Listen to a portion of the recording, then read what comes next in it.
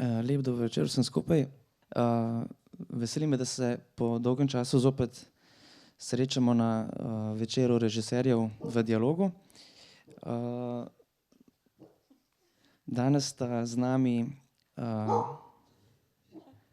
poleg Đane tudi režiserki Marija Zidar in Heidi Kanzler, s katerima se bomo pogovarjali o njunih dveh filmih, ki sta jih med drugim predstavili tudi na letošnjem festivalu dokumentarnega filma, ki se je ravno včeraj zaključil. Za tiste, ki naših kolegic ne poznate, jih bom na kratko predstavil. Se pravi Marija Zidar, režiserka, scenaristka, doktorica sociologije, anglistka, novinarka po izobrazbi, sicer pa se je spomnim po zapisih v Sobotni prilogi pred časom. Vsekakor pa je v širšo javnost vstopila, vsaj jaz tako to vidim zdaj, s svojim dokumentarnim prvencem Odpuščanje, ki pa je pobral tudi eno kopico nagrad. Premierno je bil predstavljen na CPH Docsu, potem pa je na festivalu slovenskega filma prejel nagrado za najboljši dokumentarec, Vesno za najboljšo montažo, nagrado kritikov, potem se je ta serija nagrad nadaljevala na Dokufestu, Doku in še mnogih drugih in ne dvomim, da jih bo še kar nekaj tudi v prihodnje bilo. Druga kolegica Heidi Kanzler nam bo danes predstavila svoj film Smučarske sanje. Heidi je končala medijske komunikacije z diplomo iz dokumentarnega filma. Lahko bi rekli, da je predana dokumentaristka. V svoji bogati karieri je sodelovala veliko z nacionalno televizijo, bila je tudi sodelavka dunajskega oziroma avstrijskega ORF-a.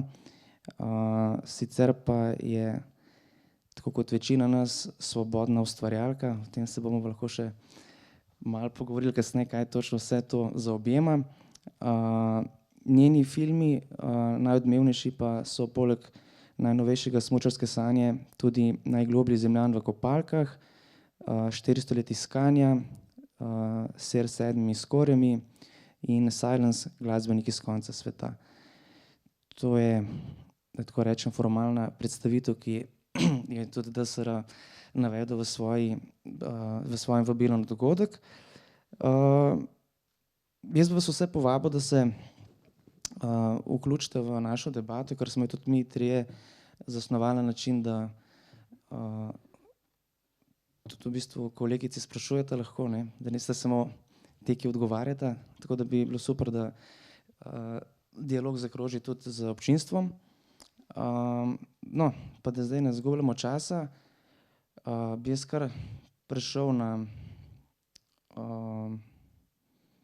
samo bistvo, no, da se pogovorimo o vajinem ustvarjanju. In sicer, Marija, ti si pred Odpuščanjem posnela tudi dokumentarec Tihotapci identitete. In to si naredila v sodelovanju z Ervinom Hladnikom Milharčičem, tvojim urednikom iz Sobotne priloge, nekdanjim. In si v enem intervjuju sem sledil eno tako zanimivo misel.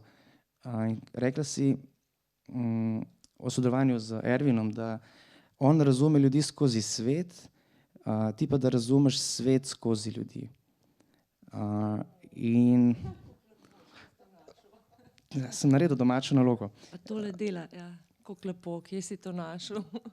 Ja, se pravim, domača naloga je bila narejena. Zaenkrat bomo videli, če bom kontrolko prestal. In zdaj me zanima, ne, če je tvoj pogled na svet iz perspektive albanskega viskogorja sedaj kaj bolj jasen? To jaz težko odgovorim, to gledalec lahko. Če meni bolj jasen. Če je tvoj, zato ker si rekla, da ti razumeš svet skozi ljudi, ne. Aha. On pa gleda ljudi. On pa, jaz razumem svet skozi ljudi, on pa obratno. Tako. Ta dokumentarec, to je v bistvu bolj televizijska oddaja, no, kot se temu reče, no, televizijski dokumentarc. Ta je nastajal vmes, mi smo že snemali v Albaniji takrat, ampak je bilo fino, da sem ga naredila, ker mislim, da drugače imaš podpore, ne bi mogli dobiti, ker moraš imeti vsaj eno realizirano delo kot režiser. Je pa res, da sem v ta svet dokumentaristike padla preko TV dokumentarcev in sem nekje začutila željo, da bi naredila film za kinematografsko prikazovanje, kar je bila zelo ambiciozna želja glede na moje izkušnje. Ampak nisem ti odgovorila na vprašanje. Če kaj bolj razumem, čakaj, zdaj moram prav razmisliti, kaj me. Jaz nisem šla v Albanijo zato, ker bi hotela preučevati nek čist drug svet, kot je moj, ampak se mi zdi, da sem lahko povedala svojo zgodbo skozi tujo v resnici. Kar ne vem, kako se sliši, ampak ideja za ta film je nastala bolj po naključju. No. Jaz sem iskala teme, nek albanski preučevalec tradicionalne albanske družbe, Martin Beriša, mi je rekel, da je bila ta tema 1000-krat obdelana in nikoli pravilno. In ko sem šla raziskovati, zakaj, ker on je tak rad misteriozen, vrže bombico, pa ne pove kaj. In sem šla raziskovati, kaj je hotel s tem povedati, zakaj nikoli pravilno. In kar je mene pri tej temi najprej pri raziskavi pritegnilo, dokumentaristi pridejo do svojih tem različno, eni najdejo takoj zgodbo, jaz pa nisem imela zgodbo, sem imela najprej temo. In mene je pritegnilo to, da se mi je zdelo, da je to nekaj, kar sem, ta tranzicijska zgodba v Albaniji, bom razložila, kaj s tem mislim, nekaj, kar se je tukaj dogajalo, pa se mi je zdelo, da ne najdem, ne vem, kako bi to tematizirala ali pa prikazala pri nas. Takrat sem delala v kulturi, v nekem kulturnem centru, in se mi je zdelo, vse je izgledalo tako zelo normalno na površju, nismo imeli te vlade, ki jo imamo še danes, ampak je bilo tako nekaj gnilega v deželi Danski, vsi so bili nezadovoljni. Populistična desnica v Evropi je razlagala, da se moramo kot rešitev za sodobne probleme vrniti v tradicijo, v nacionalne zgodovine, v nacionalno dediščino, seveda tudi k patriarhalnim vrednotam. In hkrati sem pa jaz to temo preučevala in se mi zdelo, evo, to se je Albaniji zgodilo v 90-ih letih.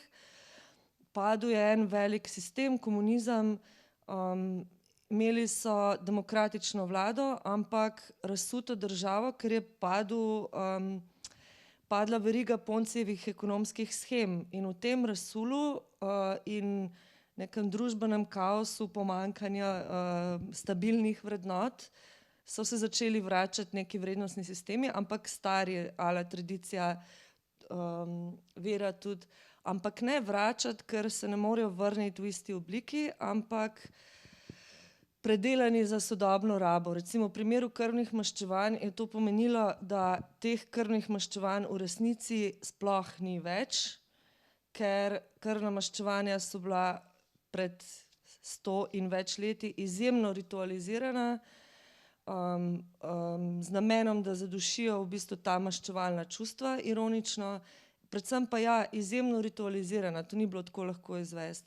In sem ugotovila, da je vse skupaj ena velika Potemkinova vas, ker se predstavlja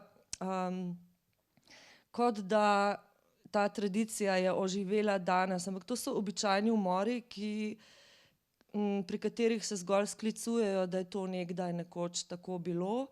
In meni je bila ta situacija blazno zanimiva in se mi je zdelo, da je to nekaj, kar lahko pokažem Evropi in jo vprašam, a je to res nekaj, v kar bi se mi radi vrnili. To je bilo izhodišče, pol sem pa našla človeško zgodbo, je pa vstopila druga dimenzija v smislu nekaj je preučevati temo na distanco, pa si misliti, kako boš k njej pristopil, pa k ljudem, drugo je pa biti fizično tam in to je nekaj, kar me je pri tem ustvarjanju tega filma presenetilo mogoče, moje čustvene reakcije in stanje in koliko je bilo to psihofizično naporno, ker ti si fizično tam v tej stresni, konfliktni situaciji in vsaj jaz se mi zdi, da sem vse to absorbirala vase. Se verjetno to moraš narediti, ker narediš film pol iz tega. Še vedno ne vem, če sem ti odgovorila, ampak verjetno ne, ampak nekaj sem mogla povedati. Nisi odgovorila, si zelo zverzirana v odgovoru. Vidim, da si imela že veliko Q&A-jev, ampak naj ti bo za uvodno vprašanje. Pri naslednjih bom bolj neizprosen. Ampak bova zdaj preskočila enega, ko si glih načela to svojo vpetost v to sredino, v bistvu v družino Paplekaj, sem prav naglasil. Paplekaj, ja. No, ta družina je v bistvu to osrednji protagonist tvojega filma. In zdaj sem še zadnjič danes vrnil na Tihotapce identitete, ker si tam še eno modro misel povedala, sicer da vsak ostane svoj, ampak vzame od drugega tisto, kar se mu zdi najboljše. In me zanima, kaj si ti vzela od družine Paplekaj v tem 4-letnem druženju, sobivanju, ker na nek način si postala ti tudi del njihove družine, ne? Kaj sem vzela? Ja, ponovadi se temu reče dostop do protagonistov. Meni je to en tak izraz kot, ne vem, enhanced interrogation techniques, ne? Kot neka omiljena beseda za mučenje, v resnici je to odnos, ne? In ta odnos se ne zaključi pol, ko ti narediš film. Jaz sem bila izredno obremenjena s tem, kaj bo ta film pomenil za vse protagoniste, še posebej za obe strani družine, ker jaz sem imela odgovornost do dveh strani, ker je bil to trikotnik med dvema stranema družine in mediatorjem. Mediator me ni toliko skrbel, ker je imel svojo agendo manipulativno in do nje nisem čutila odgovornosti, do tega, kaj se bo tam zgodilo zaradi filma, pa ja. In kako bi rekla, ta odnos je po mojem tisto, kar ti ostane, kar je na nek način še več vredno od filma, to, kar sem jaz tam dobila. Ti si rekel vzela, kaj sem jaz tu vzela? Ne vem, če sem kaj vzela. Mogoče sem se malo nerodno izrazil. Ja. Kaj so ti dali mogoče, no?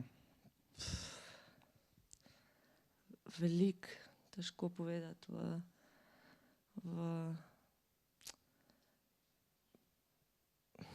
Kaj so mi dali? Se jest pa za piti?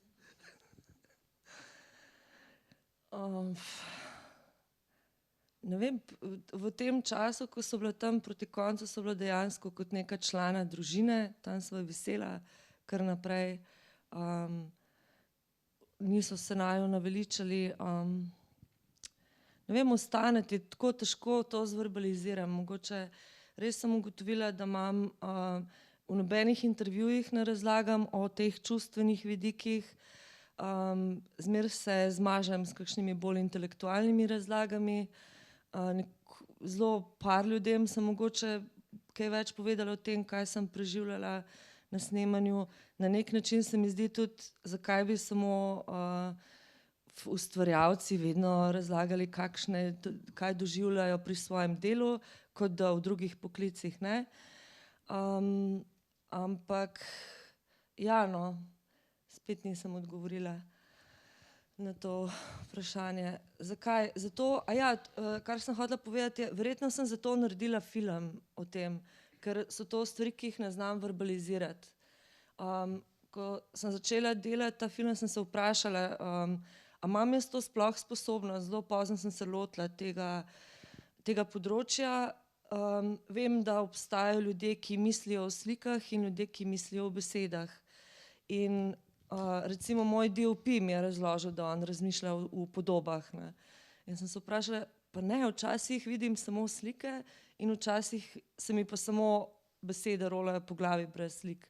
In očitno ta del, ki ga nisem znala niti tukaj in ga še vedno vrtaš v neki, kar ti v bistvu ne morem zverbalizirati, ta del sem lahko samo posnela in vem, da sem imela potem na začetku, sploh ko smo šli v montažo, ko moraš začeti drugim razlagati, kaj hočeš delati, s tem velike težave, ker mi je bilo neizgovorljivo. Ne. Se mi je zdelo, saj vidiš, ne, kako ne vidiš iz materiala, kaj hočem povedati s tem, zakaj moram to razlagati. Ne, tako. Ja, prosto ti, ko vrtam, ampak danes imamo pač režiserske dialoge. Filme smo ta teden gledali, tako da upam, da jih je občinstvo videlo. Jaz sem si dovolil pač kar preskočiti takoj v samo bistvo filmov, tako da nismo nekega uvoda oziroma obnove povedali. Ampak ja, to je bila vaša domača naloga. Ne. Zdaj bi se pa iz albanskega visokogorja preselili v afganistansko visokogorje. Ne. Ogromno nekih paralel se kaže v današnjem večeru oziroma med vajnima filmoma. Prej sem pozabil omeniti, da je bil film Smučarske sanje premierno predstavljen na festivalu v Solunu prejšnji teden. Se opravičujem za ta kiks. Mislim pa, da je to en prvih filmov, ki je bil kadarkoli narejen, ki prikazuje smučanje v Afganistanu. Mogoče ni prvi, no, ampak je pa zagotovo prvi, ki prikazuje afganistanske smučarke. In na nek način je to povsem logično, da je to zgodbo povedala režiserka iz ene od najbolj smučarskih nacij. In to se mi zdela neka taka zanimiv zaključek, no, ne vem, ali to ni zanimivo, oziroma samoumevno na nek način. Kdo drug bi lahko posnel tak film, kakor zagrizena smučarka, ki je danes prišla iz Krvavca direkt v kinoteko, ne? Ta oseba ni zagrižen smučar, ta oseba je predvsem sfaliran športnik ujet v telesu umetnika. To v bistvu kliče po dokumentarcu ta opis, ne? Ne. Pač šport mene osvobaja nekih tenzij, pač vse, kar nam je tukaj omogočeno, se mi zdi kot dragulj in ne vem, nisem bila nikoli, pač imam neke, bom rekla, zelo fizične razloge, zakaj me smučanje nikoli ni navduševalo, ampak pač v Afganistanu je bilo treba smučati in je bilo treba smučati, pač ni debate, ni to zdaj vprašanje. Isto se naučiti jezika, ja, se naučiš jezika, saj se vsak v službi sooča z stvarmi, ki se jih mora učiti, ampak ne vem, pač mene je pritegnila bolj kot te afganistanske punce, me je pritegnila njihova inštruktorica, za katero me je zanimalo, kakšno motivacijo ima ona, da gre v neko deželo, za katero sem jaz imela predstave, da je blazno nevarna, učiti smučati neke punce, če lahko tukaj v Evropi uči smučati kogarkoli, sploh zaradi tega, ker si marsikdo tudi tukaj ne more privoščiti smučanje, ne, zakaj treba biti dobrodelen v nek tretji svet, ne. Zakaj? Mislim, jaz tega večkrat ne razumem, ne, da smo lažje dobrodelni ali pa plemeniti do nekih tretjih držav, ne, medtem ko na našem področju med sabo pa se mi zdi, da to kar splahni, ne, pa pozabimo, da bi bilo dobro, če si tudi drug drugemu tukaj v našem okolju pomagamo. Tako da jaz sem v bistvu s to motivacijo šla tja, nisem šla z motivacijo, da snemam afganistanske punce, kako smučajo, ker sem pač na to temo videla že mnoge filme in niti nisem računala, da bi bil potencialno uspešen lahko en tak film. Ampak ko sem videla pač njihovo ambicijo, koliko si te punce želijo ohraniti šport za svoje naslednice, sem pa kot sama, bom rekla, ljubiteljska športnica bila nad tem zelo navdušena, sploh pa zaradi tega, ker oni dojemajo šport kot način socializacije in ne na ta način, kot smo ga navajeni pri nas, da je vse zelo kompetitivno, da moraš biti najboljše oblečen, da je vsak vremenski pogoj že problem, da pač nekaj čist drugega, ena taka ljubezen da si tam, da imaš telo, da si nečesa zmožen in da to pač, da ti je to pač jaz sem to videla, verjetno tudi na podlagi nekih svojih, kaj pa zvem, mogoče one niso imeli teh vzgibov, ampak jaz sem razumela, da pač uživajo v tej možnosti, ki jo imajo in jo skušajo izkoristiti do polnosti. Zdaj, če se malo vrnemo na to inštruktorico, ki je bila tvoja prva motivacija, to je Ana Tasić. A si kdaj ugotovila, kaj je bila ta njena motivacija? Sem ugotovila, ampak ne bi odgovorila na to vprašanje. Ok, imam pod vprašanje. A si kdaj razmišljala, da bi bila Ana lahko glavni lik tega filma? Ja, vsekakor, to je bila od začetka ideja. In potem se je zgodilo kaj?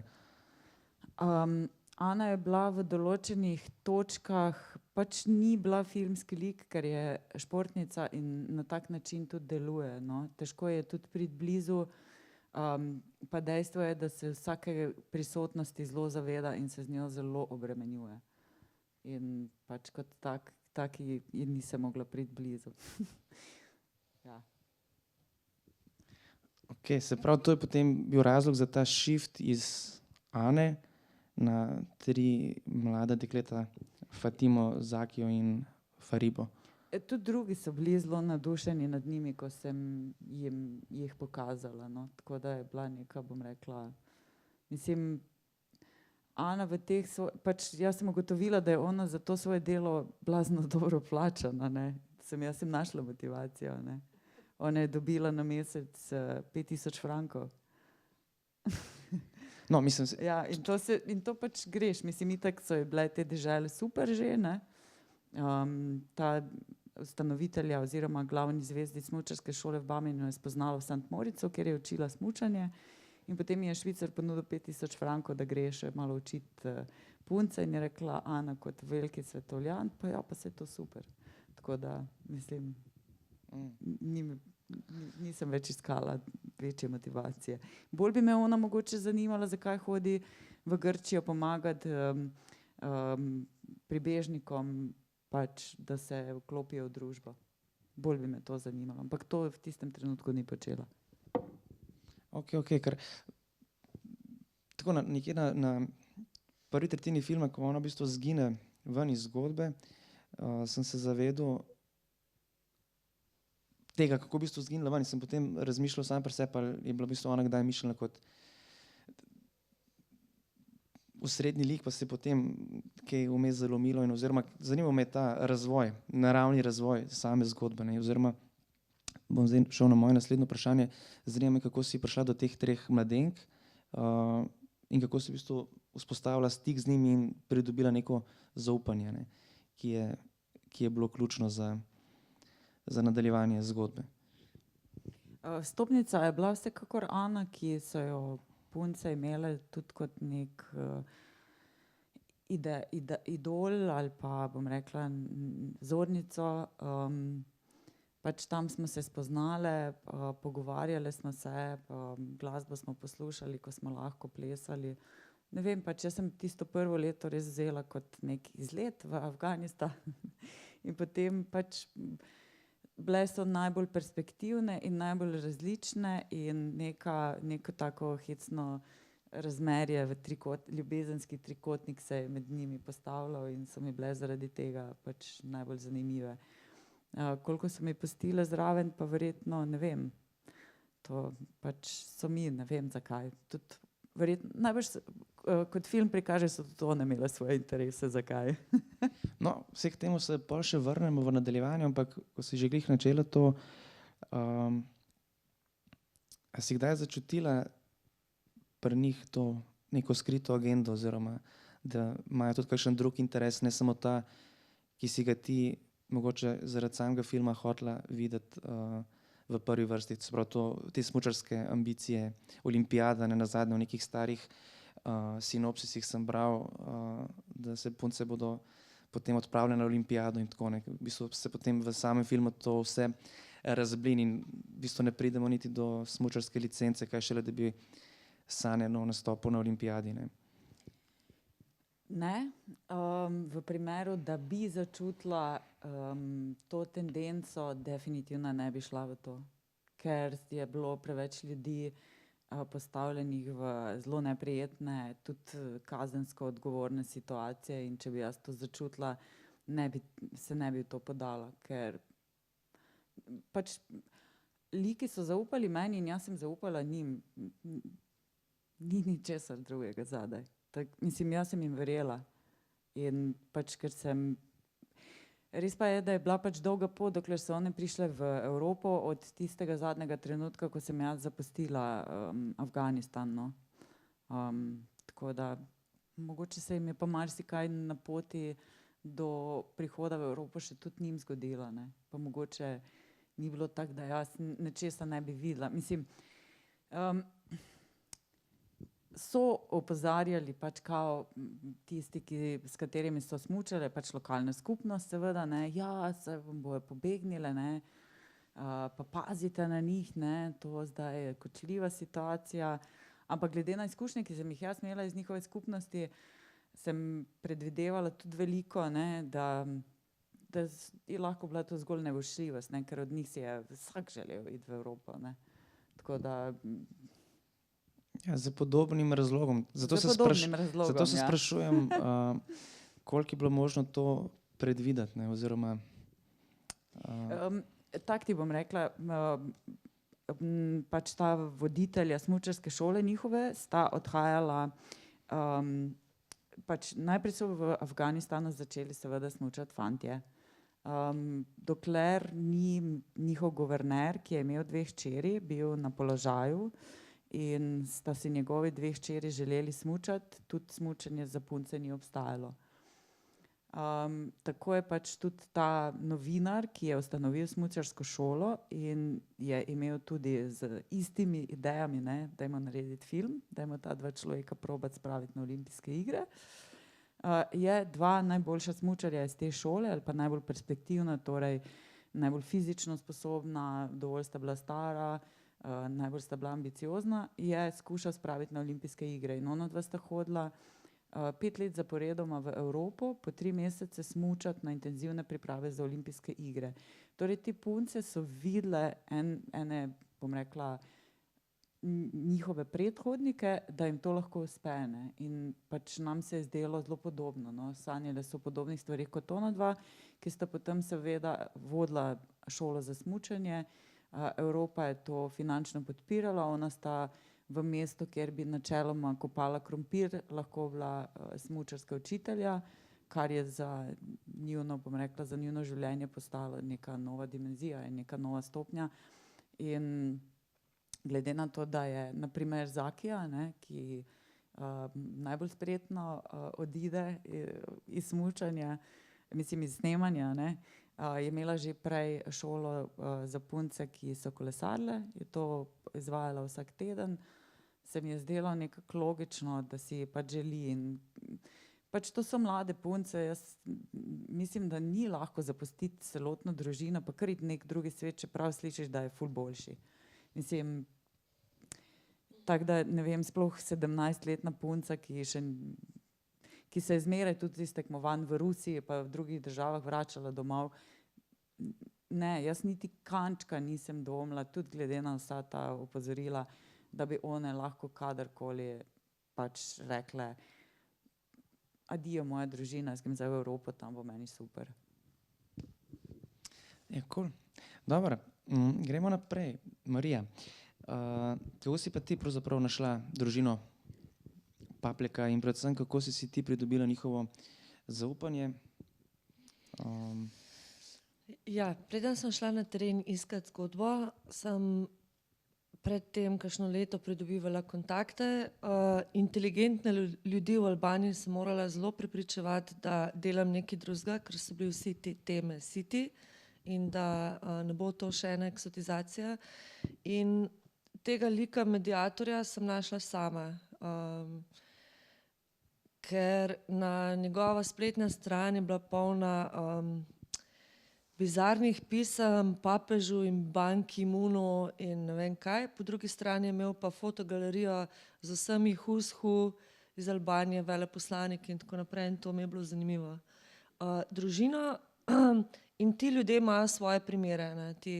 Ti posamezniki v bistvu, ki so ustanovili NGO-je, zato da lahko izdajo papirje ljudem, ki hočejo iti v tujino in da jim napišejo v pisarni, da so v krvnem maščevanju in tako naprej.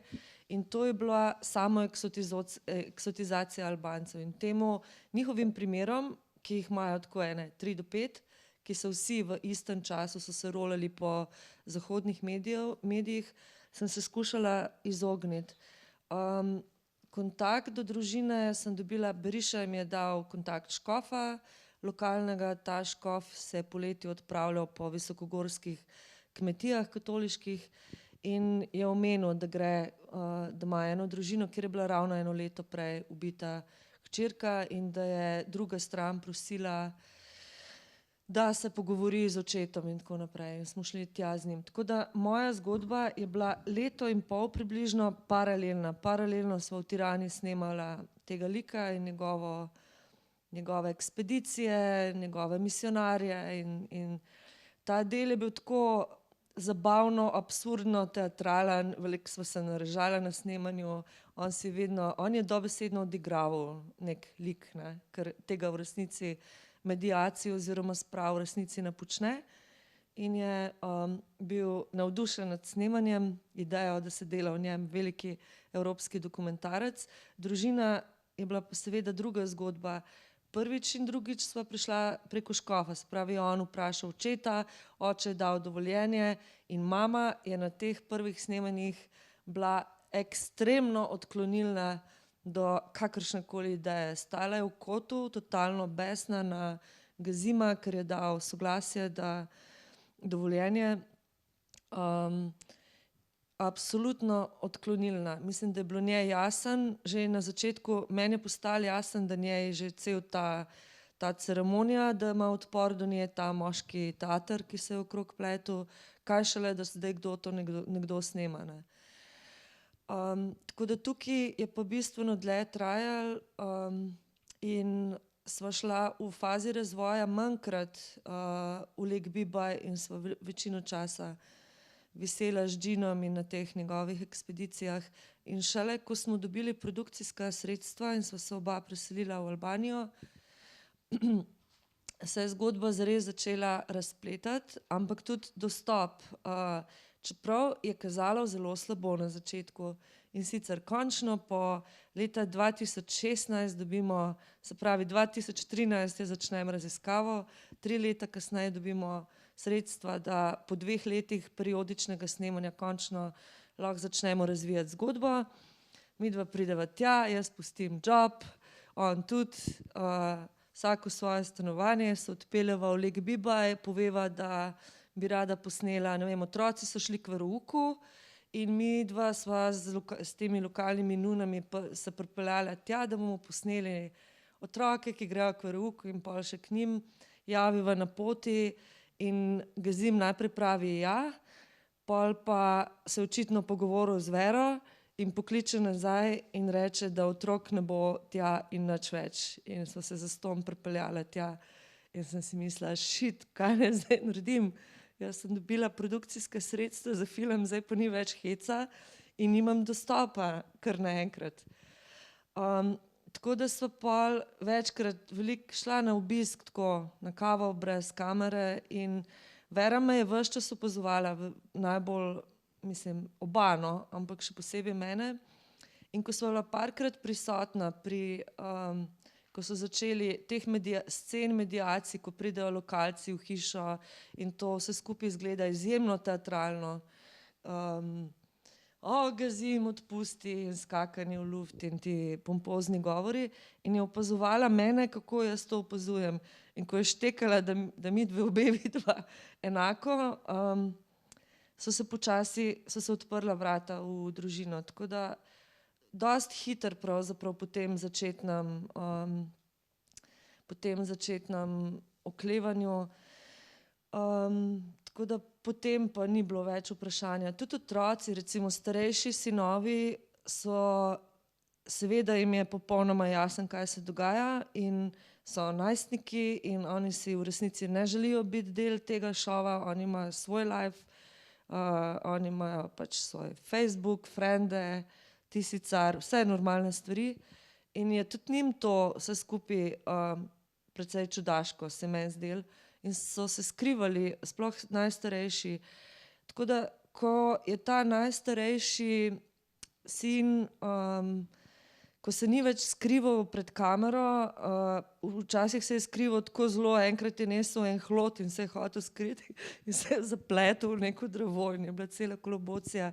Takrat sem videla, da je to, no, da so naju nekaj časa opazovali in ugotovili, presodili, ne vem, kaj so si mislili, ne morem zdaj poročati, ampak presodili so po svoje in so se odločili, tako da potem so pa tam visela, no, kar precej.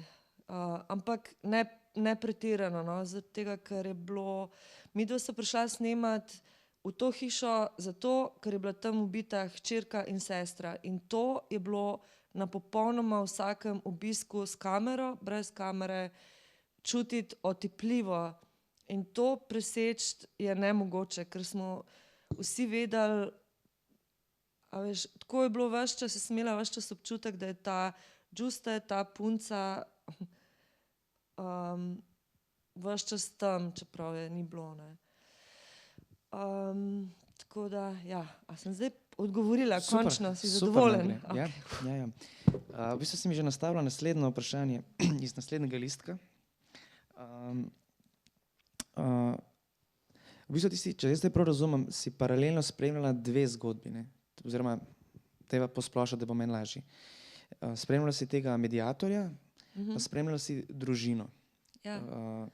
ki si jo spoznala preko škofa katoliškega, ki je... Ampak tle je tudi dve strani družine. Jaz sem nujno rabila, oziroma jaz sem želela imeti v filmu ne samo družino, kjer je bil nekdo ubit, ampak storilčevo družino. In to so mi vsi rekli v Albaniji, izkušeni novinarji, da bo to nemogoče, ker med procesom, ker to je pa vprašanje slovesa, časti, ugleda in to ni bilo nikoli posneto, da bi kdo med začetek, recimo, ko je spor ali pa če je nekaj zaključeno, nikoli pa vmes. Tako da dostop do Petra oziroma do Frana in Petra Morilca in njegovega brata je bil ključen in tudi to ni bilo enostavno, zato ker tukaj sva bila pa že med dvema poloma, ne, ker je vsak hotel nekaj, ne. Peter je, vsak pristane, ti ne moreš delati dokumentarca, če protagonist sam ne želi povedati svoje zgodbe in vsak ima svojo, ne bom rekla agendo, ker ni bilo tukaj agenda, ampak Peter je videl dokumentarec kot pritisk, kot možnost pritiska na Gazima.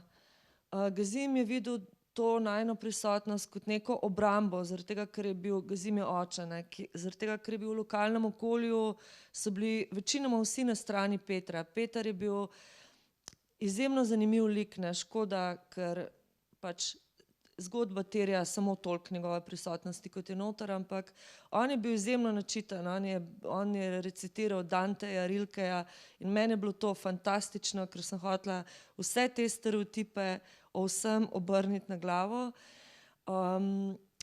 Izjemno inteligenten in je bilo cel ta proces filma neko vrvohodstvo med različnimi interesi, ker je vsak imel, mediator je imel svojo agendo, Peter je imel svoje interese oziroma je videl, možnost, kako bi dokumentarec lahko pomagal v njihovi zadevi in Gazim svoje. In midva so bila pa z vsemi tremi stranmi morala imeti v redu odnose, ne.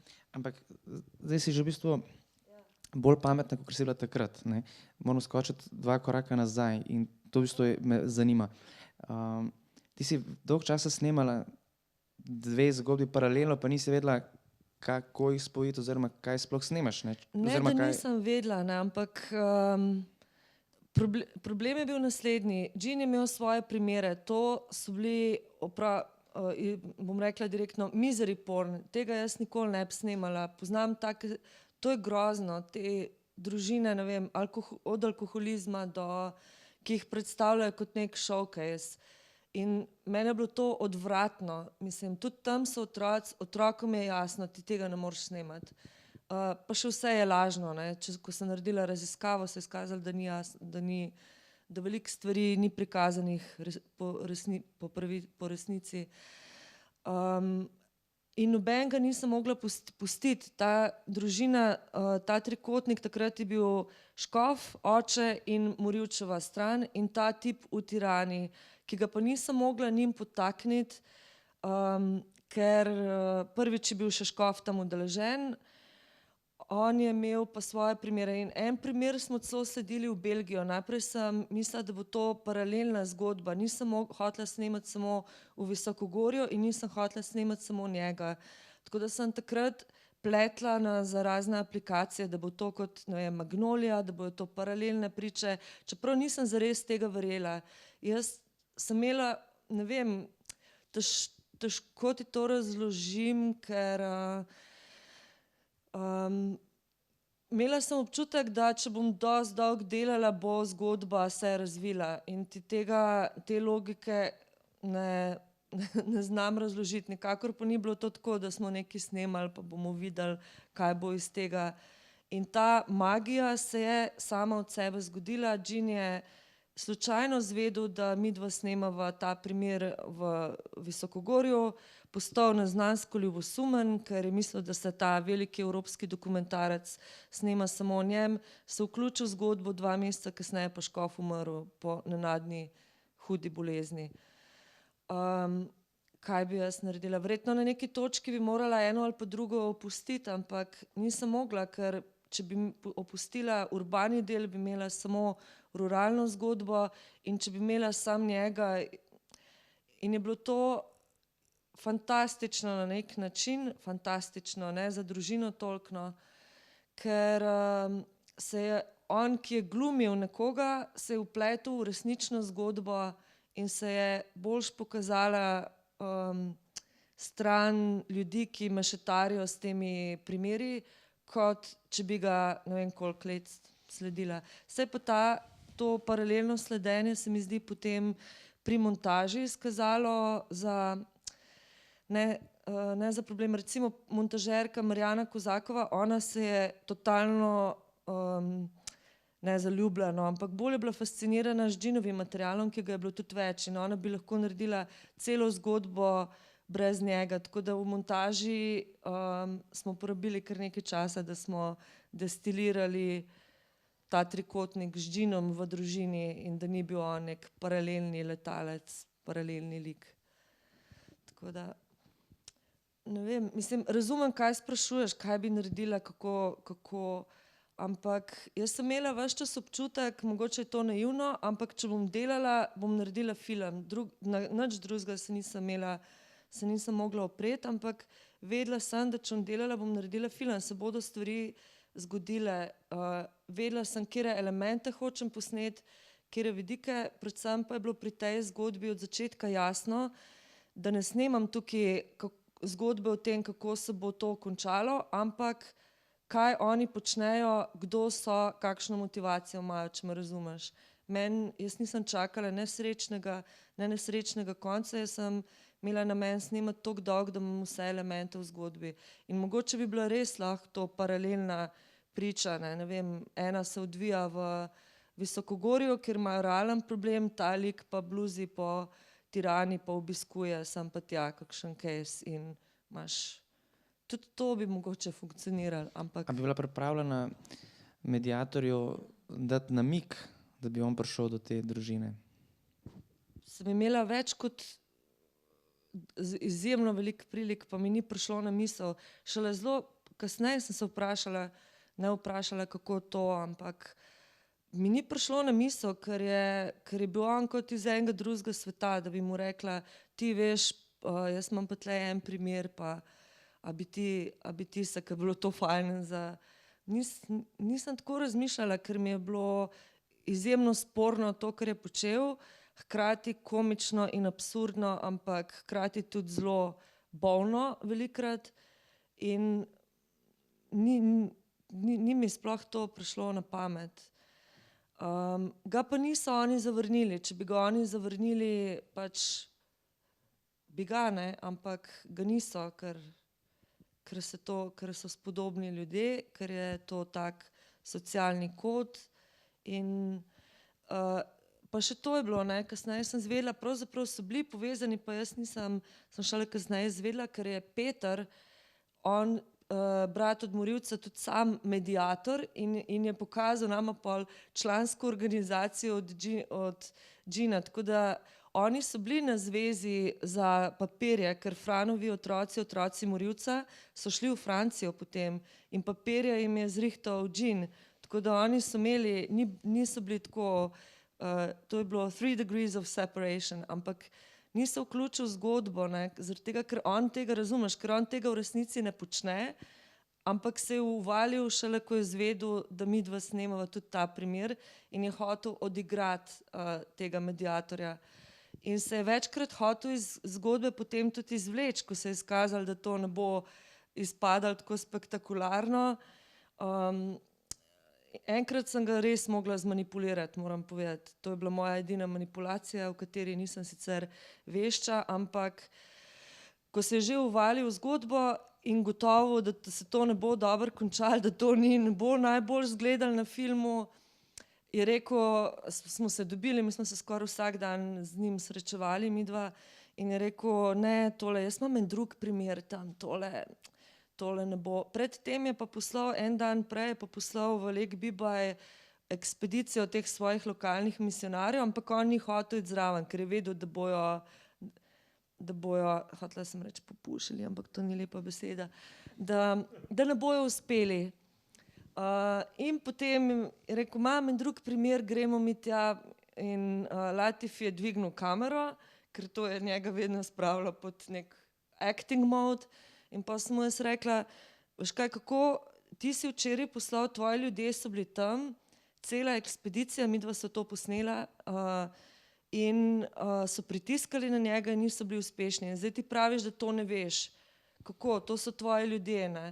In pol je začel klicati, kaj ste pa vi delali, kot da nič ne ve, kako je to šlo, vam bom jaz pokazal, kako se to prav naredi, vi ste ga preveč pritiskali, to je treba na tak pa tak način, to je treba, jaz ga bom po poti Jezusa usmeril, in je bil spet nazaj v zgodbi, ker smo šli pol z njim, da je kao, no tako.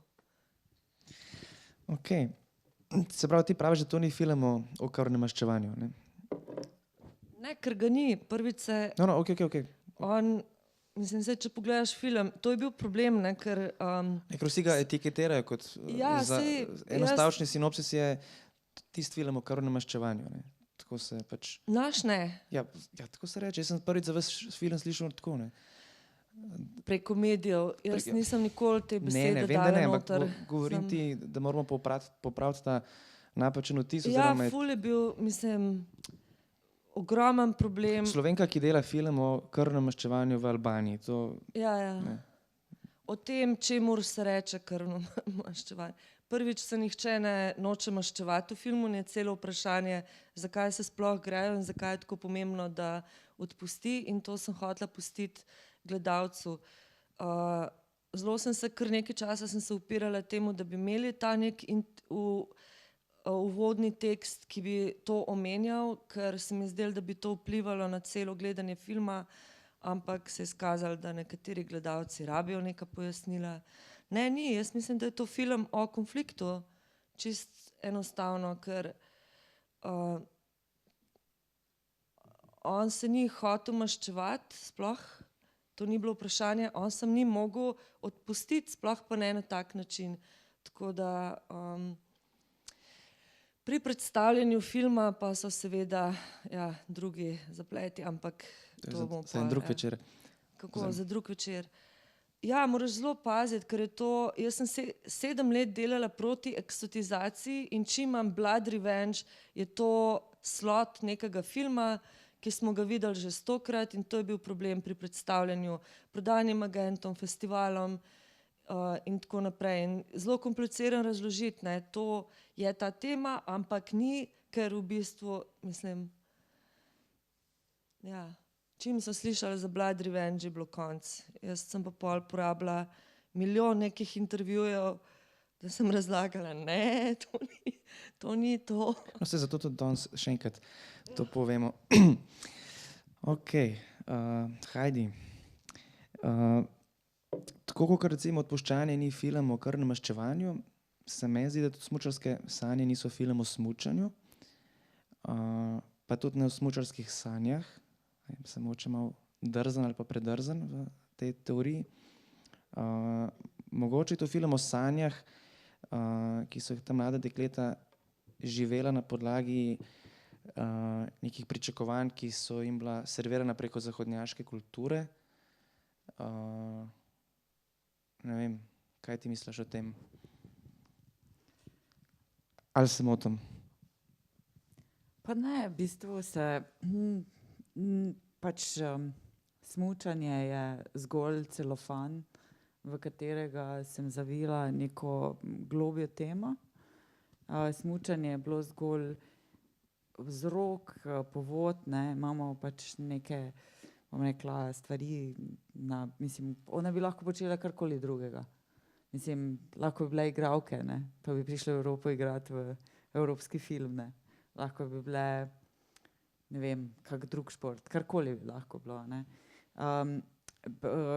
Po razvoju v dokumentarni šoli pa čez čas, jaz nikoli nisem hotela v bistvu posneti filma o nekih 3 puncah, ki pridejo se naučiti sem smučati, ampak sem si želela dobiti nek drug pogled, ki smo ga načeloma navajeni. Pač vsi filmi, ki se ukvarjajo z njim podobno kulturo in njihovo kulturo, so filmi, ki so narejeni iz zahodnega stališča in prikazujejo predvsem pogled zahodnjakov na njihov svet. Jaz sem pa želela enkrat obrniti to žogico in nam predstaviti njihov pogled na našo kulturo. Seveda jih je bilo temu primerno potrebno pripeljati v Evropo in ta, bom rekla, medkulturna razhajanja, te razlike med nami, ki si jih poznamo že na medosebni ravni med mano in teboj, na nekem širšem nivoju, mislim, na nekem drugem nivoju, no.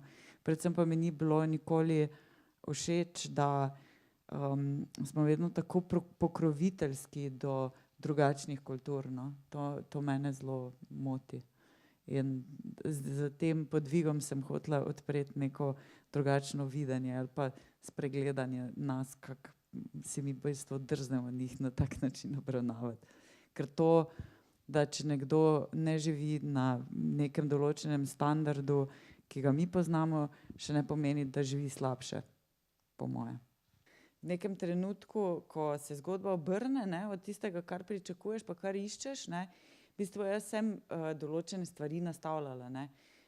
To, kar se naj bi njim na poti dogajalo, sem vsekakor mogla zrežirati. Jaz sem mogla predvideti, na katerem področju ali pa na katerem nivoju želim, da se ti njihovi pogledi na našo kulturo prikažejo, ali pa, bom rekla, kje bi najbolj nek ta avtentični njihov odziv dobili. Nisem pa mogla zrežirati do te mere, kot se je potem zgodilo, ne. Dobila sem v bistvu darilo, ne.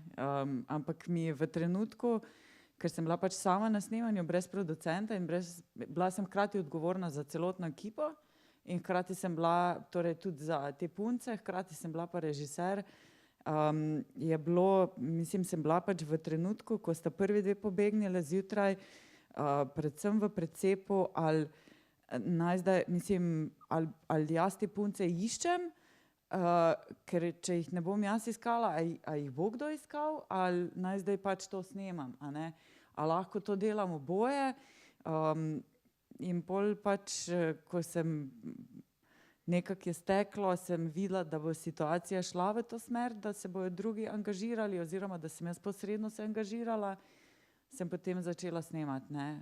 To je pač, skoraj ves ta dan je bil posnet z moje strani, ker nismo imeli predvidenega snemalnega dneva in po 2 res izjemno napornih dneh na Finskem z dolgimi potmi nisem imela srca metati ljudi iz postelje, ker bi me sem poslali, vedela sem pa, da jih rabim še za dlje časa, tako da to je bil trenutek, no, ko pač sem hkrati vedela, da se nekaj res, končno nekaj res ful zanimivega dogaja, hkrati me je bilo pa blazno strah, mislim, a bom sploh tak film posnela zdaj do konca, a bomo mi njih našli, ker jaz nisem vedela, da smo mi njih našli, ne.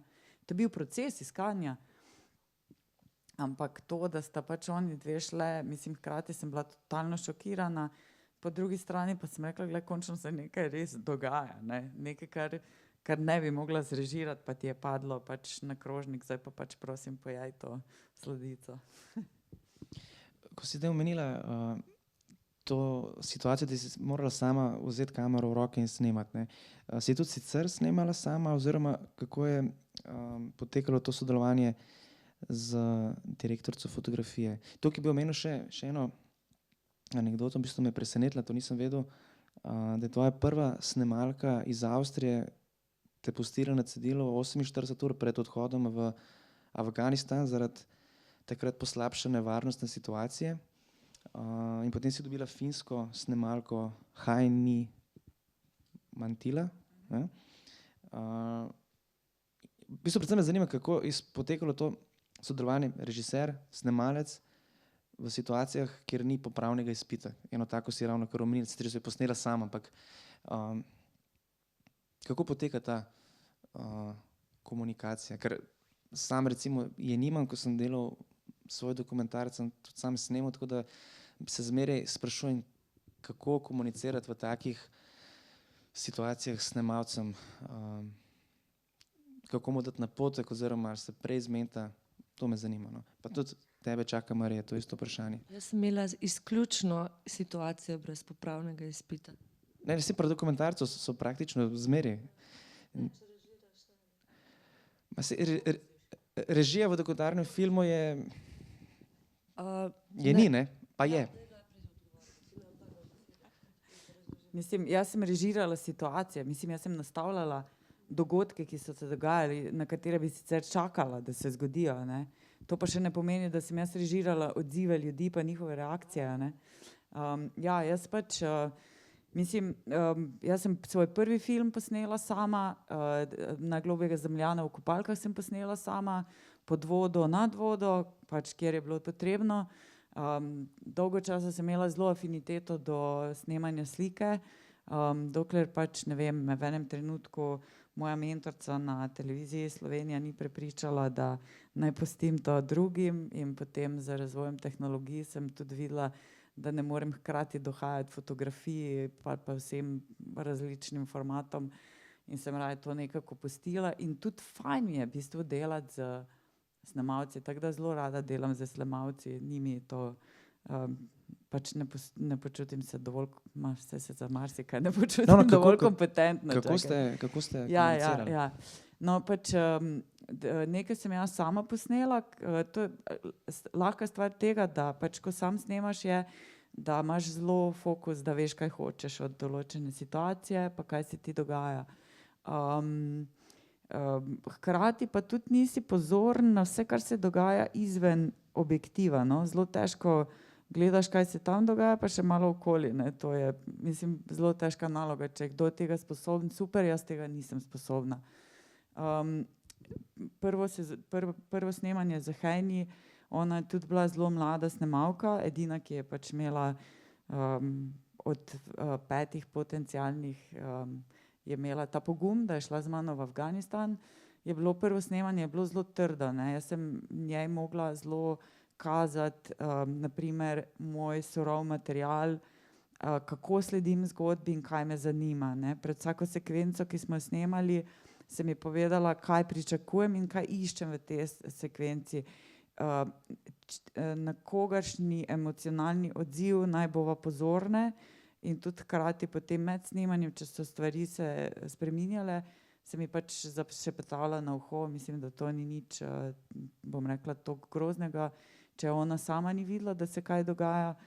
Na primer, če je potekal nek dialog med dvema osebama, zelo napet, pa je hkrati reagirala neka tretja oseba, ki je bila zelo ključna, na primer, ne vem, situacije, kjer smo imeli Zakijo pa njeno mamo, ki se pogovarjata o poroki Zakije, in imata oni dve, v bistvu se pa oče, ne, kot glava družine in edini, ki ima besedo, ne, je pa zadaj sem gledal, pa poslušal, pa sekiral, pa ne, je bilo treba že, mi smo bili na tleh, oče je stal, ne, jaz sem mogla njej reči, ne vem, father, ne, in je potem ona to premaknila, ampak je bil pa zelo dolgotrajni proces. Pač vsak režiser ima nek svoj pristop, svoj način dela, Jaz vem točno, da pač ne ustavljam kamere, ne ustavljam zvoka, dokler nimam tega, kar želim, pa še včasih zvok snemam dlje časa kot sliko, ker ga lahko vedno pod sliko še potem podlagam, sploh če so neke ključne situacije. Ampak moja snemalka je mogla videti moj surov material, v katerem sem mi jaz pokazala mojo logiko razmišljanja snemanja, ker ko jaz dam enkrat na timeline svojo solato, ne, odrolaš tlak, jaz točno vem, kaj režem ven, pa kaj iščem, ne. Ampak do tistega trenutka, mislim, smo imeli kar dolg pogovor in je bilo prvo snemanje, pač ko smo bile v Afganistanu, zelo napačno, pa zelo napačno interpretirano, ampak pol, ko se mi kazala stvari, tudi ko jih je ona snemala, kako bi si ja želela, da jih vidi, so potem nekako prišle do nekega, bom rekla, skupnega dialoga. Sej ni toliko težko, no. Mislim, če delaš z nekom, ki ima, predvsem pa se mi zdi to pomembno, ne. Jaz nisem dobila izkušene snemalke, ampak jaz sem jo vprašala, Hejni, si ti želiš delati ta film? Mislim, meni je vseeno, koliko si ti naredila, pa če imaš nagrado ali nimaš, ali imaš diplomo ali nimaš. Meni je pomembno samo, da si ti želiš z mano delati ta film. In če si želiš z mano delati ta film, bomo naredili ta film. Oskarja ne boš dobila, ampak bomo pa naredili dober film. In to je bilo ključno. Cool. Super. Marija? Jaz bi rada najprej rekla, da se mi zdi absolutno sprejemljivo vse mogoče forme. Od režiranja protagonistov do nerežiranja, mislim, iz raznih možnosti dokumentarca je ogromno in ene hibridne forme so mi fantastične. Odvisno od teme, mislim, prilagodiš, recimo, vem, zdaj se nam spomnila, The Postman, en romunski režiser, kako mu je že ime, je rekel, da on tudi približno ne bi 4 leta, 5 let neki hodil s kamero okrog, pa čakal neki, ker zrežira filme in se mi zdi to absolutno, se mi ne zdi opazovalna metoda ali pa cinema verite tudi približno ni edina sveta in ima svoje pasti, tako da kar je jasno. Samo odvisno od teme, jaz sem bila pač v taki situaciji, da tudi približno nisem niti mogla, niti če bi hotela jih tam nekaj usmerjali, veste kaj, jaz pa rabim, da se vi sprehodite malo do groba, pa bova midva to posnela. Ni bilo možno, mislim, iz razloga, ki sem ga prej podala. Za družino ne, ker je bila emocionalno napeta situacija. Mislim, vsi smo to čutili. Ne moreš pol človeku reči, zdaj pa peti nekam, pa se sprehodi.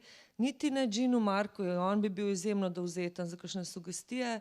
Jaz sem mu mogoče kdaj rekla, kaj se mi zdi fajn. Sem rekla, v Albaniji mi je zelo všeč to, ker religija ni narodotvorna in ni vseeno, kristjani, islam, whatever, ne. Važno, da si Albanc. In pa je on rekel takrat, malo razmišljal o tem, pa rekel, ja, ko bom nesel križ, ko je prišlo do tega, bom pa še enega imama sabo pripeljal, da bomo to pokazali. Kar je v bistvu, ali pa recimo, naprimer prizor, kjer gre v filmu, kjer kopljejo pri vodnjaku, oče gre se pogovarjata, kaj je z bratom od morilca, kaj je bolj pomembno, oziroma kaj je večje, Biblija ali Koran. Ne Koran, zdaj sem pa že ali kanon, in gre pol oče do groba. To se je zgodilo tako, da je Gazim, jaz pojma nisem imela, da je tam nekje v bližini to njihovo lokalno pokopališče.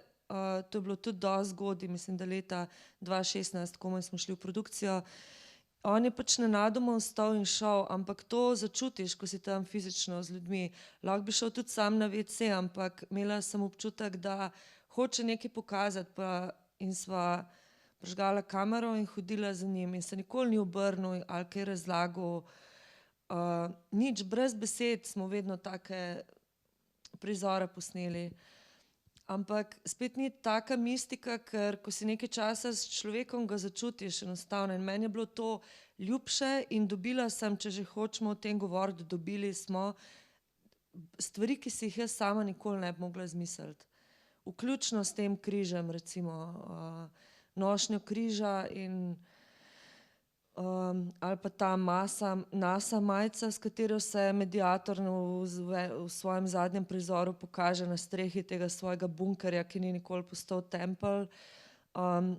Midva sva ga cel dan prej snemala, kako je okopaval nek ta svoj vinograd, ker on je bil vse od kavboja do vinogradnika, do arhitekta, do tak shapeshifter.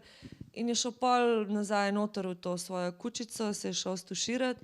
Midva sva stala od zunaj, ker sva hotela sam posnet njegov in očitno je prinesel to majico, ker to, a veš, tako sva vedela, da vedno se bo zgodilo nekaj, nikoli pa kaj, ne. Je bilo pa to izjemno naporno, no, moram reči, ker ti ne moreš, veš, lahko začutiš, da gre tvoj protagonist nekam, da ti nekaj želi pokazati, pojma nimaš kaj. In ko si vprašal o komunikaciji, kako to poteka prej ali pa pol, se lahko o tem pogovarjaš. Pa tudi z DOP-jem sva razvila neko neverbalno komunikacijo, ker ne moreš tam opozarjati nase. Pa predvsem sva delala veliko na materialu, pregledovala material, ga po vsakem snemalnem dnevu, ves material je bil že na terenu natančno popisan z vsemi tehničnimi in vsebinskimi podatki, kdaj, koliko dolgo, s čim snemano, kdo je na posnetku, kje je snemano, vsebino in vse.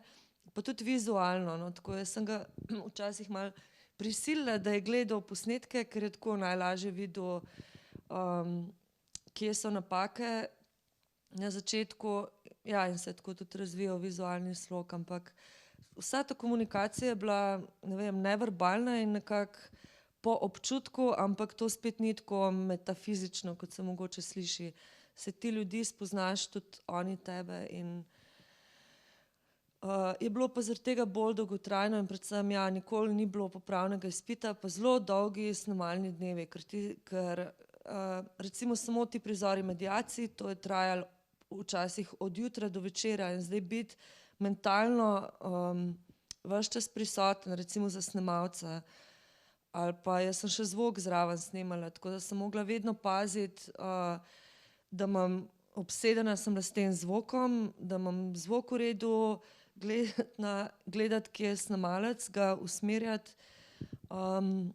Včasih ta komunikacija, ne vem, tudi ni šla. Enkrat sem in to v zaključnem prizoru, ko te mediacije, tega je ves čas držal v totalu in se mi je upiral, ko sem rekla, da ne gre v close, ko smo pet bliže in smo imeli tam en del, ker je bil že utrujen, in je bilo najlažje držati total in ta en zelo bistven shot, kjer gre od posnetek, kjer gre po celi od mame, ki izgovarja besede, letnica, ki jih Gazim v offu govori. Tega je naredil tako, da sem mu enostavno na eni točki mikrofon vtaknila v kader in bolj je bil totalno jezen, ampak v tistem trenutku se je pa res zgodilo in je sam padel noter. Ampak včasih sem tudi tako rešila, da sem mikrofon noter dala. To je dober nasvet, si ga bom zapomnil, po mojem pa prišel prav tudi komu od kolegov. Moramo malo po moje zgostiti naše odgovore, ker jih še kar precej zanimivih vprašanj. Ja, meni se zdi zanimivo, no. Evo. To je pol na zakuski. Vprašanja so zanimive, če že ne odgovori. Ne, ta me res zanima, no, Da jih preberi do konca, pa bom pa nekaj malega povedala na to temo. Ne, ker imam en odlomkar pripravljen, no, in zdaj ga hočem upeljati noter, ne. Skratka, zanima me to, glede na to, da so moški, prevladujejo moški akterji v tvojem filmu, me zanima, kdaj si ugotovila, da v bistvu glavni protagonist ženska. Če se strinjaš, da je... Ko sem šla jaz dol, ker tega mogoče tudi nisem še nikoli razlagala, ampak jaz sem šele, ko sem razlagala to neko širšo sociološko zgodbo, ampak ko sem brala kanon, dejanski kanon, ne, in vlogo ženske, to je bilo meni izjemno travmatično brati, ker tako se je dejansko dogajalo. podoživljaš neke svoje situacije v popolnoma drugem kontekstu. In seveda sem šla zato usmerila kamero v moške, ker se mi je zdelo, da točno to moram pogledati z drugimi očmi, ker ženske niso bile prisotne v teh ritualih. In, čakaj, kaj je bilo že to odlično vprašanje? Kdaj si ugotovila? Kdaj sem ugotovila? Že v samem centru je bila ženska, ki je bila ubita, tako da jaz sem nadomeščala, jaz sem nadomeščala njo, jaz sem ves čas gledala, mogoče, skozi, kaj bi si ona mislila, če bi to videla. Vera pa seveda, ampak je bilo težko njo pa hčerke ločeno snemati. In sem pol ugotovila, da tega niti ne rabim, ker rabim njen pogled na to situacijo, ne pa njo, kako okopava na njivi in se sama kje sprehaja. In sva samo fokus na njo usmerila. Je bila pa tudi to ideja montažerja potem, ko sva začela montirati, da se to še bolj izpostavi, ne? Da ves čas gradiva na tem, ker je rekel, da je bil njemu najmočnejši trenutek, ko ona spregovori, samo montažno ni bilo pravilno v prejšnjih verzijah pripeljano, ni bilo to poudarjeno. Tako da so potem tudi v montaži na to gradila njeno reakcijo na njen pogled, ker se mi zdi, da je bilo vse jasno, kaj se dogaja, in je pač tolerirala in ko je bilo pa resno, ko bi pa Gazim se uklonil in rekel ja, takrat je pa ona stopila in rekla, fantje, takole zlahka pa ne bo to šlo. Ja, in da je v bistvu ta vrhunc imel svojo moč, si mogla do tam pripeljati. In zdaj, če sem jaz prav spet razbral iz enega od svojih intervjujev, si prizor, ki ga bomo zdaj tudi pogledali, osrednji posnetek za ta prizor izbrskala iz smeti praktično, ker si ga že zavrgla in potem si ga šla iskat, ko si vedela, da ti nekaj ne štima, da ti manjka material, si šla iskat nazaj. Ja, dajmo najprej pogledati, pa bom pol. Okay. Ja, ta prizor je bil, najprej so delali z Marjano, s češko montažerko Marjano Kozakovo, ker je bilo tega surovega materiala več kot 200 ur različnih dialoških scen, brez nedialoških. In je ona najprej zmontirala, recimo, če je bilo 2 uri materiala, je iz tega nastala neka 2-minutna scena, tako da je potem Uroš, ko je prišel, lahko videl bistvo tega prizora, ampak je bil zmontiran z različnih zornih kotov in mama je imela samo eno, kot se reče, reaction shot. In to Urošu ni bilo všeč in potem sem šla zvečer v surovi material in našla to, kjer je pa Latif držal v enem delu, ker ta pogovor je bil kar dolg, v enem delu samo na mami in tudi dialog se je ujemal, ki še ni bil takrat podnaslovljen. In sem prišla, sva zjutraj nadaljevala in sem rekla, jaz mislim, da je to. In sva dala noter, v momentu je bila scena zmontirana. Uroš je rekel, to je radikalen avtorski pristop, ampak to je avtorski pečat, to je bil njegov izraz, to je avtorski pečat. Tako da na tak način se je dalo bolj vzpostaviti potem v montaži. No. Ni pa to, da so bile zavržene, ampak ker je bila tako zmontirana, se pravi, mogoče Marjana uporabila samo par sekund kadra, jaz sem šla pa iskat potem material mamo, ker sem imela, toliko sem ga poznala, da sem vedela, da imela občutek, kaj obstaja še, pa kaj ne. No. To je pa potem montažna vzpostavitev likov. Cool, hvala. Heidi, še malo bom povrtal v to spremembo fokusa na film oziroma tokrat na nenadni upad motivacije afganistanskih smučark v trenutku, ko so stopile na evropska tla.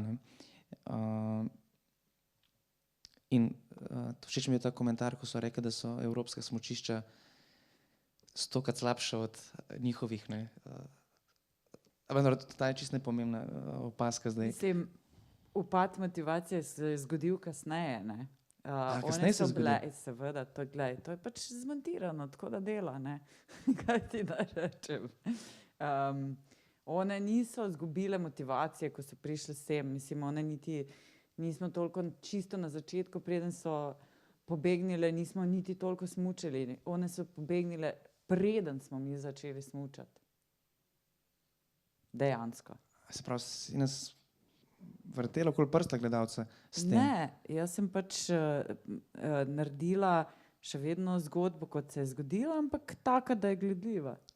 Ok. Všeč so mi te triki, se bom kaj naučil.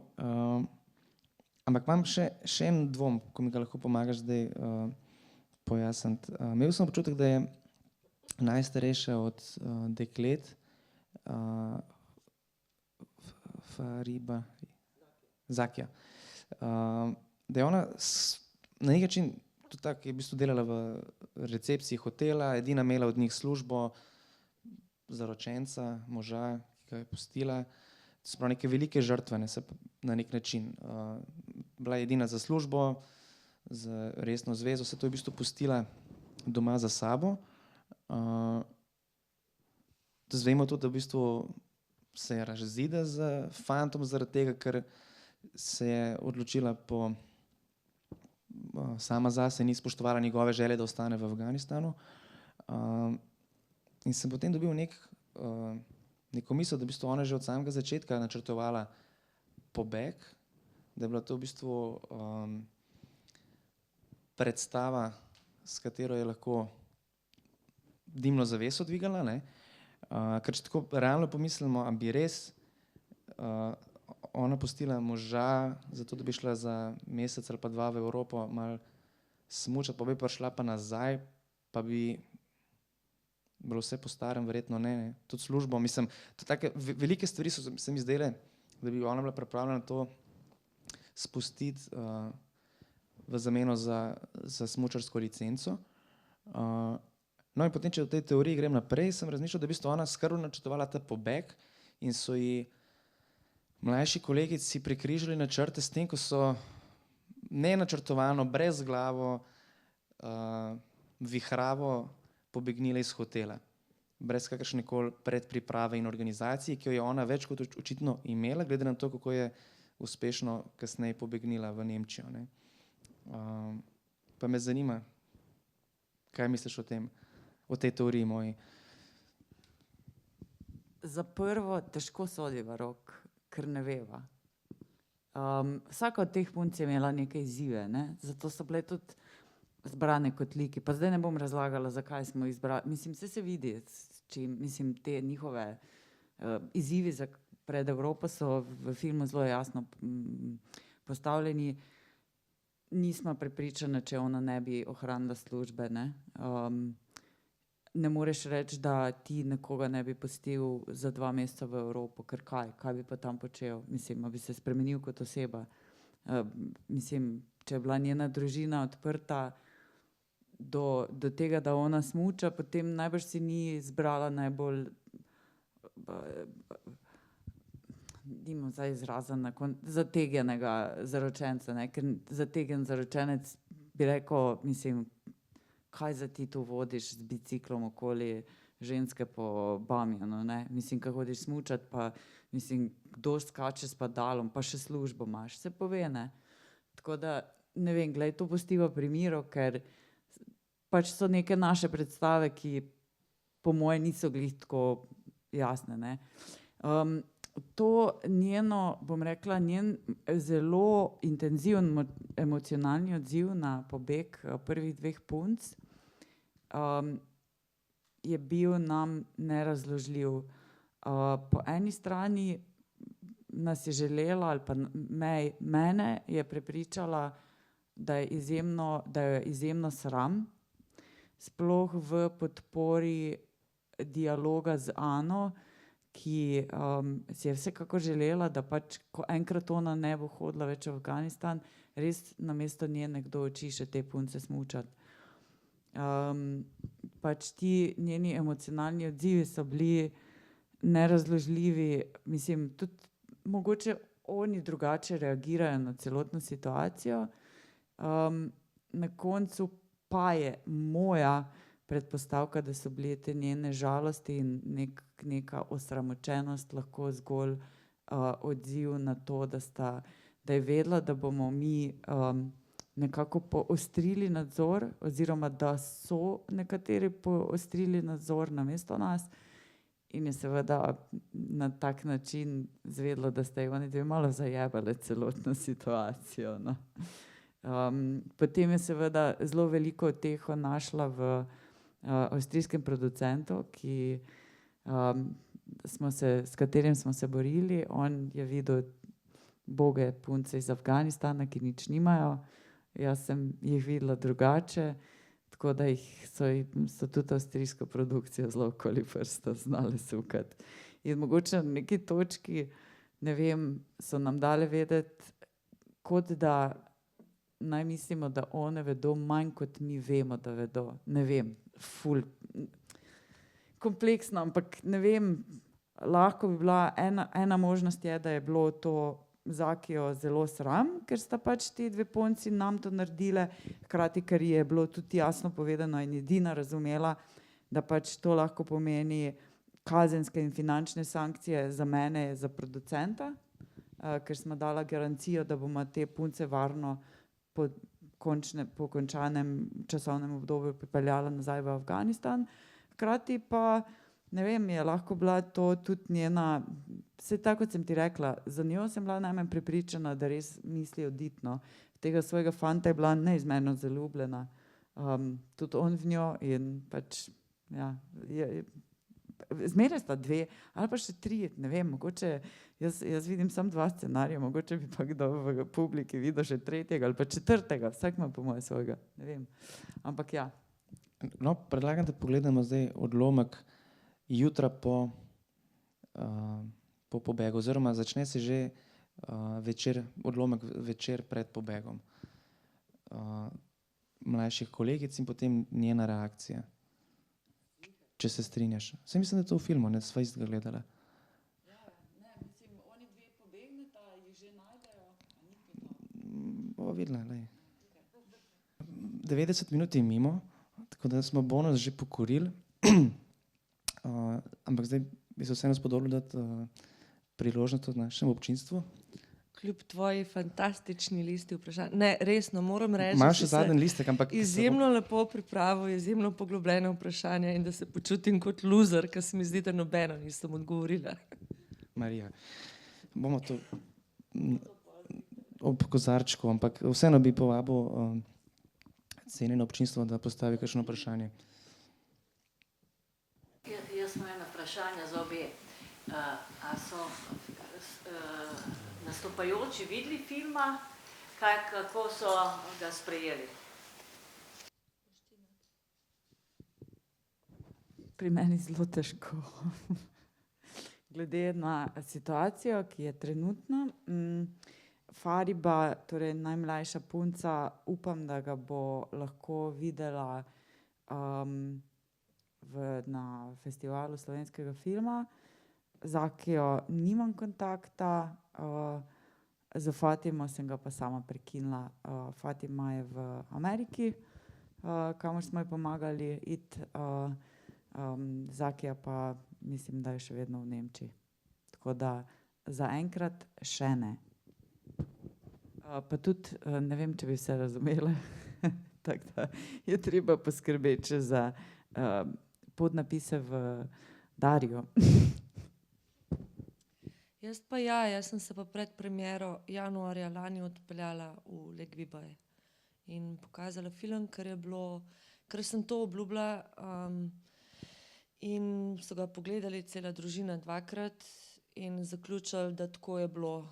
Kar je bilo tudi meni presenečenje. Mislim, jaz sem bila zelo obremenjena s tem občutkom odgovornosti. To ni film, to je odgovornost do sebe, do financerjev, do obrti, ampak tudi odgovornosti do njih in to balansiranje bilo težko. Sem se vprašala, kaj bo film spremenil, kako ga bojo sprejeli, a se jim bo zdelo, da je to avtentično ali ni avtentično. Zelo me je zanimalo tudi, kako bo Vera to sprejela. ker je zelo izpostavljena sploh v finalni verziji. In me je presenetilo, moram reči, ker je rekla, ja, sem se razjezila, ampak tako je bilo. Pa všeč mi je bilo, da so bili otroci vsi prisotni, mislim, sinovi, starejši hčerkam. Hčerki sem pa eni poslala link, se mi zdi, ki v Rimu zdaj živi. Tako da, ne pa tudi drugi strani družine, pa Ginu tudi ne, čeprav on je hotel imeti vse surove materiale, pa ne vem kaj. Sem pa srečala potem v Skopju eno režiserko, ki zdaj poskuša, ki je bila pred kratkim pri njem v Tirani in da je rekel, ja, da ga je snemala ta nekaj in da sta me pogooglala in da je rekel, ja, jaz se vem, da je film končan, ampak ga nočem videti. Tako da.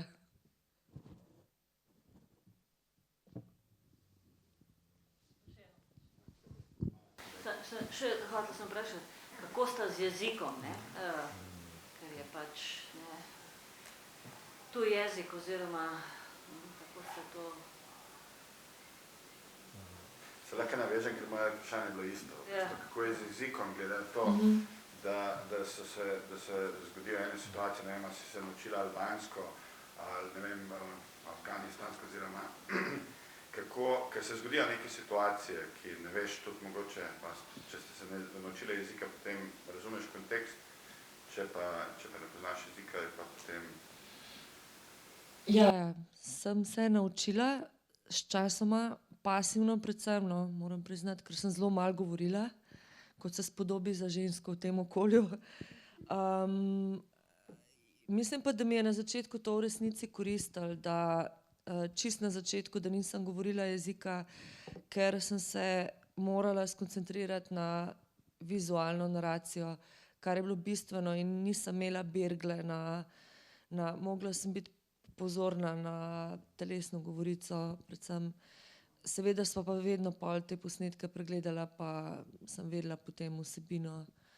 Na koncu pa ja, seveda, ker material je bil v albanščini, jaz nisem imela nikogar zraven, ki bi mi pomagal pri montaži. Veš, da moraš rezati tudi stavčne strukture, ko montiraš. Tako da sem bila do zadnjega nesigurna, sem res vse prav zložila skupaj, ampak je potem pogledal Nikol Berišaj, ki je prevajalec, ki govori slovensko, albansko seveda in ni našel nobene napake, tako da sem bila zelo vesela. Brez znanja jezika ni ničesar. Meni je bilo to jasno takoj, tako da jaz sem vedela, da se moram naučiti njihov jezik od vsega začetka. Mi pa ni bilo lahko zaradi tega, ker za to ni bilo finančnih sredstev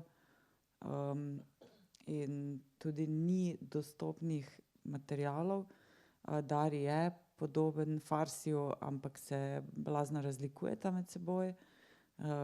Podobno kot, bom rekla, hrvaščina pa slovenščina. Tako da sem se potem po nekem, bom rekla, osnovnem kursu, ki sem ga edinega dobila, zvočnega, kjer sem se naučila neke stavčne strukture osnovne, sem se taktično učila stvari, ki so me zanimale, ker sem vedela, kaj bodo težave, ampak odklonila sem tudi sodelovanje z različnimi fikserji in prevajalci, ker pač več nas je, slabše je. Tako da je bil pa to izziv, sem pa tudi vse skoraj pozabila, no. Sicer z Faribo, s katero smo na vezi, delno komunicirava še v Dariju, delno pa tudi ne, ampak daleč je pa to bilo od tega, da bi jaz lahko to prevedla tako v nulo z podnapismi, kot smo potem montirali. Sem imela srečo, da imamo tukaj par afganistanskih Slovencev, za katerimi sem potem prevajala določene stvari. Določene so oni malo boljše razumeli kot jaz, določene pa tudi jaz, ker sem glede na situacijo pa specifiko vedela, kaj so hoteli povedati, ker včasih tudi koga, ki govori, ne slišiš, ampak ja, razumevanje jezika je ključno tudi za razumevanje kulture pa načina razmišljanja.